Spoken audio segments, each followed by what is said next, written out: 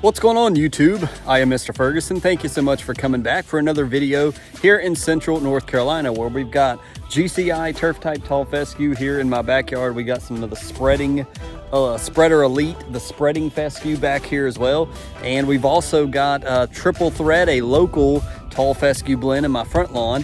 Thank you for tuning in. Today we're going to talk about a little bit of what we talked about on Friday. Hope you enjoyed that video. I want to talk about the heat stress again. We talked about how we've just kind of jumped into 80-degree days. We're supposed to cool back down here in North Carolina, but man, I'm going to tell you what, right now in my front lawn, I'm seeing heat stress. I'm going to take you up front and show you that, but we want to talk about why. Why are we seeing that heat stress? Some of it is obvious. Some of it may not be so obvious. I did a project a while back, and it's a great example to show any of the new people that's just now tuning in what you may want to look at, consider in your lawn. Depends on your budget, depends on your time, depends on if you care that much. So let's go to the front lawn, and I want to show you that. But first, I want to talk about a video we're going to be doing here soon that I want to give you a little heads up on.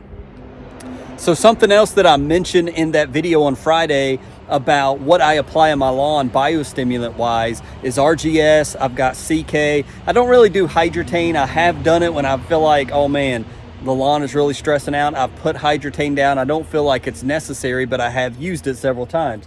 Well, over here you'll see I've went and picked up bags of sand right here because we are going to do the exact same experiment that Alan Hain did here on my channel. I want to see this for myself.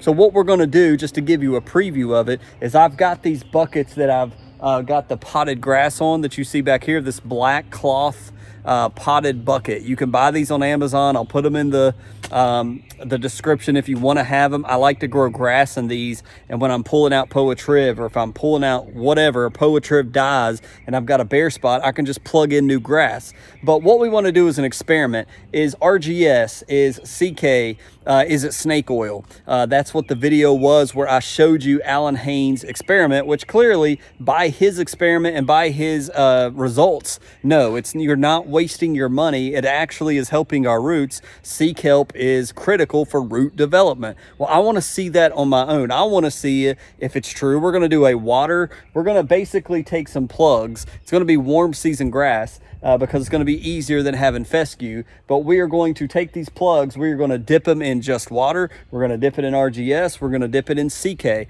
We're going to put it in the sand and let it go.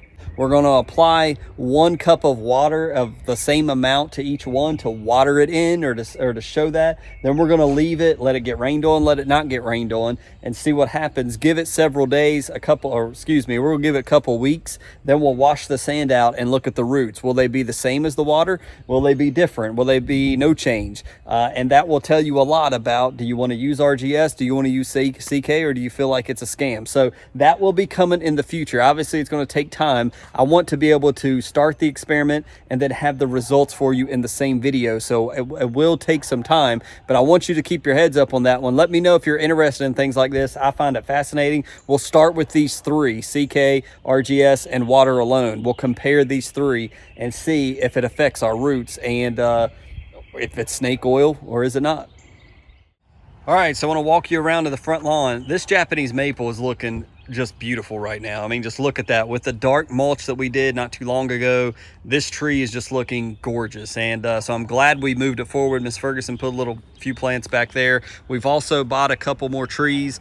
She's filling in right here, the abrevieties, if I'm pronouncing it right. We've still got some gaps here that we got to do, so we're not done yet, but this filling it in, I think we're going to like that better. So the lawn's looking good. It could actually go for a mow, but I'm trying to stay off of it. Also, I want to mention something. I think I still have some Kentucky bluegrass in my lawn, because I am seeing Kentucky bluegrass go to seed, which I thought it all had died off. If you guys remember, a while back, I seeded Cool Blue, and I just knew that all of that just died off from the sun. And you can tell this is different looking than this Kentucky bluegrass seed is different from Poa annua. You see how it's pointier. It's not as spaced out. If I find some Poa, this is a great place. Here we go. Perfect. Hey, we're going to show you right here, and I'm going to probably take a picture of this for future as well. Here's Poa annua over here. This is a perfect example. This is Poa annua. If I could get this guy out of the way, this is Poa annua versus Kentucky bluegrass. You can see the difference there. See how fewer seeds, lots of seeds. It's just like the bluegrass has a lot more.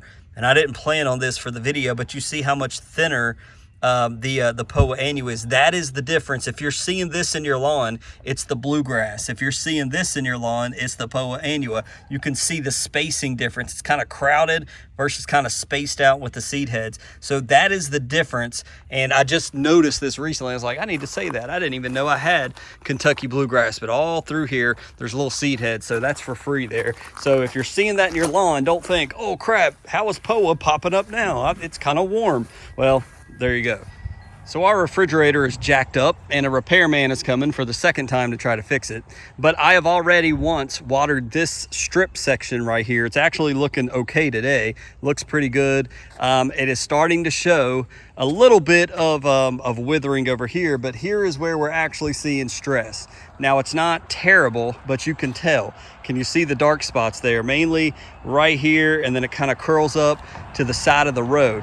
Now the blades that I'm currently using are straight from Honda, the manufacturer. I actually took those to the guy to sharpen them, and he's like, they came from the manufacturer, you want to use those, they're sharper than I can make them. So I was like, whatever, I don't really believe that, but whatever, guys. So I'm using them right now. It doesn't look like it's shredding, but this is your grass. If you see this, for anybody new, if you've been around, you know, you get that what I call C clamping. You get that C of the blade. Look how this grass right here is curling up. You can see right here, that's the signs that it's beginning to get dehydrated. It's thirsty. It gets skinny, like a little stick, and it starts curling up. You can see it right there in the grass. It's a perfect example. All of this grass right here is just saying, I'm so thirsty. And then you just stretch it out. It's even worse over here in this darker spot right here. You can kind of see this is a thirsty lawn. Now, when I come out here and I'll just take 5 to 10 minutes and just water this section. I did it the other morning.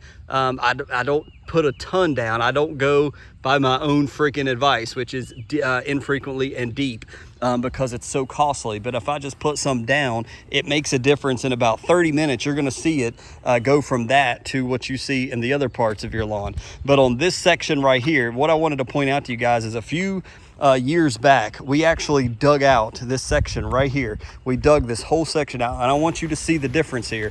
You can see the difference between this section right here and right behind it. See how all of this is what we were just showing you, dehydrated, stressed out, and curling. And if I put you right here, look at this normal looking grass. What is the difference here? We're talking about why is all this stressed out over here? Why right here in this one section does it look healthy, normal, and like it's doing well and doing good? Well, the difference is we dug this out. We filled that hole back up. There was tons of rock in that section right there. We did this on a video. We took all the rock out. We took all the dirt out. We filled it up with topsoil. Then we reseeded all of that. That is now thriving and healthy, meaning we took out all the rock. That's the part that is the difference maker. I believe all this bank right here, and we've talked about it for everybody that's been on my channel for a long time, has been watching. You can see where all the stress markers are, right? So a lot of this bank basically has rock in it. We cleared out the rocks. We put in fresh topsoil, clear of all the rocks. Now these roots right here are free to go down and go down deeply. Yes, it's by the road. Yes, it's by the pavement. That's a lot of excuses I hear from people. Well, that grass is by the road, Mr. Ferguson. It's going to be thirsty. Well, this isn't by the road, and it's stressed out and it's thirsty. Now, closer to the road, yes, that's true. These areas are darker, but the area that we cleared out and we put good topsoil in, it's not stressed out. The heat of that pavement isn't bothering it at all. It's night and day difference because of what's underneath the surface. So that's what I want to mention to you. When our grass gets thirsty, also, that was what started this question. Why doesn't the rest of my lawn look like the bank? Well, a lot of this doesn't have the rock underneath of it. It has better dirt to be able to dive the roots deeper, and so it's not stressed out as easily. Where over here here on the bank where we've got this discolorization, it's always going to happen here first because we've dug this up. And if I wanted to get technical about it, we would strip all of this dirt out, fill it back up with topsoil again, take all the rock out, and I guarantee you we would remove, when we're in the mid 80s and lacking water, it wouldn't stress out nearly as quickly. It would do much better, like that section right there. So talking about lawn stress, why does it stress out? Well, clearly we're lacking water for the first time since last year. We've had plenty of water all winter. We've had plenty of water up until now. This is the longest we went for a while, and we've got 80-degree temperatures. So the combination of 80-degree temperatures, high heat, just we went from 60s to like 70 to 85. We jumped really quick. It's like walking out of a freezer into the desert. I mean, it's like, it shocks your system, right? Well, the grass is the same way. But also when we have a lot of rock under here, like I've already found out in my lawn, that's something, if you're looking for a project, like, hey, that's true, I've noticed that in my lawn, it's likely that you've got a lot of rock where the roots aren't able to get down as deep as they would like to go. That's something you can do if you have the money, you have the time, and you want to do it, you want to be a perfectionist. That's something that I absolutely know to be true. So we'll wrap it up there with talking about POA annua seed and Kentucky bluegrass seed, talking about what stresses out our lawn. Clearly lack of water. That's the common sense, duh. We know that part, but what's underneath the surface of your ground? Like I wasn't here when the contractors built my home. I bought it. It was new construction, but when we dug that up, it was rock city. Trying to dig that, it was like tons of rock, tons of gravel, and especially it's runoff from the road where they paved the road. We said that too in that video. When they pave a road, gravel is part of the process before the asphalt goes down. So by the road, it's always going to stress out first, and that's why I planted Jonathan Green Solar Green. We put that by the road because it does get 100 degrees, because the temperatures get hot. I do have better seed there. We put some of that by the edge of the road as well as by that mailbox there. But what is underneath your ground? That's something to keep in mind. And if it's something you want to be able to handle, like, man, I'm sick of this stressing out, it needs help, none of my other lawn is, just this one section. If it's not a big section, you may want to consider pulling that grass up, pull the sod up, set it to the side, fill it up with topsoil and I would go down 6 inches or so, fill it up with good soil, stick your sod right back on top of it, let it those roots go down into the soil better, and it's going to be worth the effort. The effort and the problem is, do we care that much? Do we want to go through all of that? So thank you for tuning in. Give the video a like if you enjoyed it, and I'll see you on the next lawn care video.